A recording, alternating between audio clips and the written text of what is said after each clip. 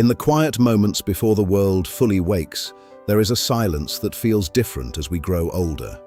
It isn't the silence of peace, but the silence of absence.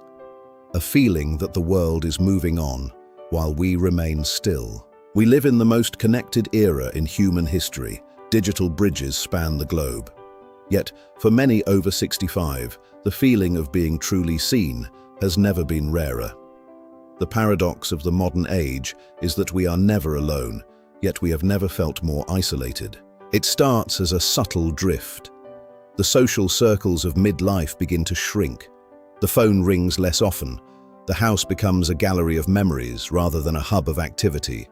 This is the reality for millions, and it is a challenge we must face with honesty and courage. Today, we explore the silent epidemic of loneliness. We look at the science, the stories, and the path back to meaningful connection. Welcome to a journey of understanding. Hello and welcome to Golden Wisdom. I'm glad you've joined me today. Loneliness is a word that carries a heavy stigma, but it shouldn't. It is a fundamental human experience, especially during the great transition of aging. Over the next 11 minutes, we are going to look beyond the feeling and into the psychology of aging. We will meet those living through it and discover the science that can set us free. This is not just a study of a problem, it is a guide to a solution. First, we must understand that being alone is not the same as being lonely. Solitude is a choice, a time for reflection. Loneliness is a hunger for the connection that makes us feel alive, valid, and part of a larger story. To understand this hunger, we must look at the lives of those who navigate it every day. Let's begin with a story that many of you will find familiar. Meet Margaret. Her experience is a window into the female journey of aging. Margaret is 72. For decades, her life was a whirlwind of noise. Her children, her career, her husband. The house was a living organism of sound. She was the anchor, the one everyone turned to. Now, the kettle's whistle is often the most conversation she has before noon. Her children live in other time zones. They are successful, busy, and they love her, but their worlds are far away. The silence in the kitchen is a constant companion. She doesn't lack for things to do. She lacks for someone to do them with.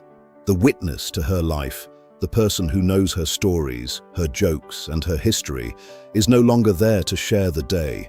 It's the loss of shared context. In the psychology of aging, we call this social famine. The nutrient of connection is missing, and the heart feels the hunger. For Margaret, the world has become a place to watch from the sidelines, not to participate in. It is a profound shift in perspective. She feels invisible, not because she has disappeared, but because the roles that once defined her, mother, wife, colleague, have shifted. The stage is still there, but the cast has changed, and she is searching for her new script. Then there is Arthur. For 45 years, Arthur was the man with the answers. A senior engineer, a leader, a man whose presence commanded a room. His identity was forged in the fire of productivity and professional respect. Arthur sitting at a minimalist desk, looking at an old company award. The room is quiet, reflections in the dark wood, contemplative mood. Retirement for Arthur wasn't a reward, it was an identity crisis. The built-in social life of the office evaporated in a single weekend. The sudden drop in social complexity was jarring. He finds himself going to the store for a single bolt, just to say hello to the clerk. For men of his generation, loneliness is often tied to the loss of utility. The feeling that the world no longer needs his skills or his guidance. It is a quiet, heavy burden. Research shows that men often struggle more with loneliness after 65 because their social lives were frequently tied to their wives or their work. When those pillars are removed, the silence is deafening. They often lack the social infrastructure to rebuild. Arthur is surrounded by a quiet neighborhood, but he feels like he's on a deserted island. He doesn't want pity. He wants a purpose. He wants to be part of the mechanism of life again. He is searching for a new way to be useful to the world. We also must consider the environment. Many seniors live in homes designed for families that are no longer there. The physical space can amplify the feeling of absence, turning a sanctuary into a reminder of what has been lost. Our surroundings play a silent role in our mood.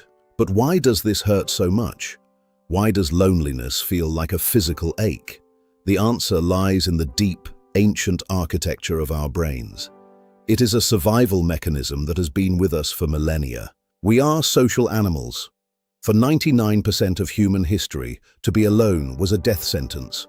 Our brains evolved to see isolation as a threat to our very survival. When we are disconnected, our primal brain sounds an alarm that echoes through our entire system. When the brain senses we are disconnected, it enters a state of hypervigilance. We become more sensitive to social rejection, and our bodies stay in a state of high alert, constantly scanning for danger that isn't there. It is a state of chronic, low-level fear. The longest study on human happiness, the Harvard study, found that the single biggest predictor of health and longevity wasn't wealth, fame, or even genetics. It was the quality of our relationships. Connection is the fuel that keeps our biological engines running smoothly. Chronic loneliness causes our bodies to produce higher levels of cortisol. This prolonged stress inflames our systems, affecting everything from our cardiovascular health to our immune response. It is a slow, invisible erosion of our physical well-being. Science also tells us that social isolation is a major risk factor for cognitive decline. Without the stimulation of conversation, debate, and social interaction, the brain's pathways can begin to dim. Connection is quite literally the light that keeps the mind bright. Even our sleep suffers. Lonely individuals often experience micro-awakenings, small disruptions in sleep, because the brain is scanning for threats in the dark. We never truly rest when we feel alone in the world. True rest requires the safety of connection. The first step isn't joining a club, it's reframing how you see yourself. Treat the feeling with compassion, not shame. Once we stop fighting the feeling, we can start listening to what it's asking for. Compassion is the bridge to change. So, if you feel this way, I want you to hear this. It is not your fault. It is a biological signal. Just as hunger tells you to eat, loneliness is telling you to connect. It is a call to action from your very core, a signal to seek the nourishment you need. Now, let's look at the practical, actionable steps to bridge that gap. We don't need a grand social life. We need a series of small, consistent bridges. Let's explore how we can build them, one brick at a time. Shared interests are the easiest pathways to friendship. Whether it's an art class, a book club, or a community garden, having a common goal makes conversation natural and removes the pressure of small talk. It allows connections to grow organically. For those like Arthur, purpose is the key. Finding a way to use your decades of skill through mentorship, volunteering, or community projects restores that vital sense of being needed. You have wisdom the world is starving for, and sharing it is a powerful cure. Creativity is another bridge. When we express ourselves through art, music, or writing, we connect with something larger than ourselves. It is a form of social engagement with the world of ideas and emotions, filling the space with beauty. And for Margaret, it was intergenerational connection. Children don't care about your resume, they care about your stories and your kindness.